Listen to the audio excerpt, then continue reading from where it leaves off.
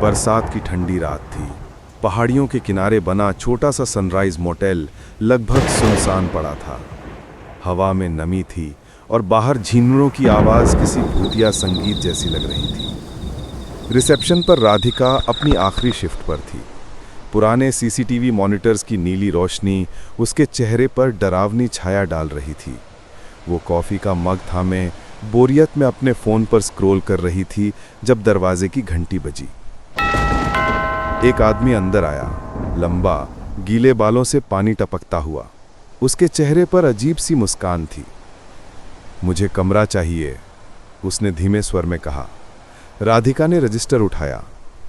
Sir, बस 2 कमरे खाली हैं, 212 और वो ठिठक गई। 313। वो कमरा कभी किराए पर नहीं दिया जाता था। कहते हैं कई साल पहले वहाँ एक हादसा हुआ था। किसी ने आत्महत्या कर ली थी। तब से जो भी उस कमरे में ठहरता या तो बीमार पड़ जाता या भाग खड़ा होता। 313 ही दूं? राधिका ने झिझकते हुए पूछा।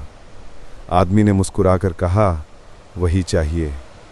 उसकी आंखों में कुछ ऐसा था कि राधिका ने और कुछ नहीं कहा, बस चाबी पकड़ाई। आधी रात बीत चुकी थी। रिसेप्शन पर अब बस राधिका और सिक्योरिटी गार्ड महेश थे। वो सीसीटीवी पर नजर डाल रही थी। तभी स्क्रीन पर कमरा 313 का फीड झिलमिलाने लगा। उसने झुककर देखा। वो आदमी कमरे में अकेला नहीं था। वो कुर्सी पर बैठा किसी से बात कर रहा था। सामने की खाली कुर्सी की ओर देखकर हाथों से इशारे करता हुआ, जैसे कोई अदृश्य शख्स उसके सामने बैठा हो। राधिका की रीढ़ में सिहरन दौड़ गई। महेश, जरा जाकर देखो तो, उसने कांपती आवाज में कहा। महेश ने टॉर्च उठाई और गलियारे की ओर चला गया। स्क्रीन पर वो आदमी अब हंस रहा था, कुछ फुसफुसा रहा था, मगर आवाज नहीं आ रही थी। फिर अचानक फीड फ्रीज हो गई। राधिका ने मॉनिटर थपथपाया, तार चेक किए, लेकिन हर कैमरा चल रहा था सिवाय 313 के। 5 मिनट, 10 मिनट, महेश वापस नहीं आया। राधिका का दिल तेजी से धड़कने लगा। उसने इंटरकॉम उठाया। महेश, सुन रहे हो? कोई जवाब नहीं।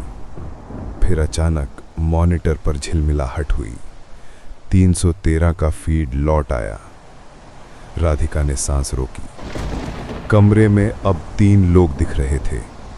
वो आदमी, महेश और तीसरी कुर्सी पर बैठी वो खुद। राधिका का चेहरा, वही यूनिफॉर्म, वही हेयर बन, लेकिन वो मुस्कुरा रही थी।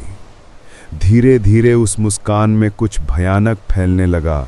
होंठ के कोने कानों तक खिंच गए। नहीं। राधिका पीछे हट गई। उसने रिसेप्शन की खिड़की से देखा। गलियारा अंधेरा था।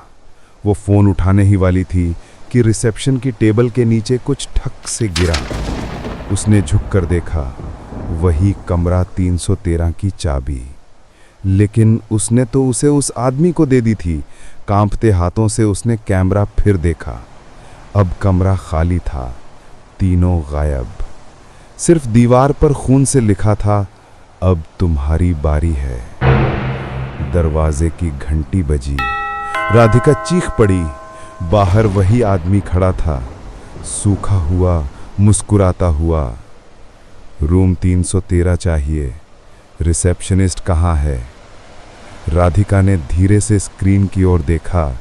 मॉनिटर पर वो खुद बैठी थी, रिसेप्शन की कुर्सी पर, शांत और मुस्कुराती हुई।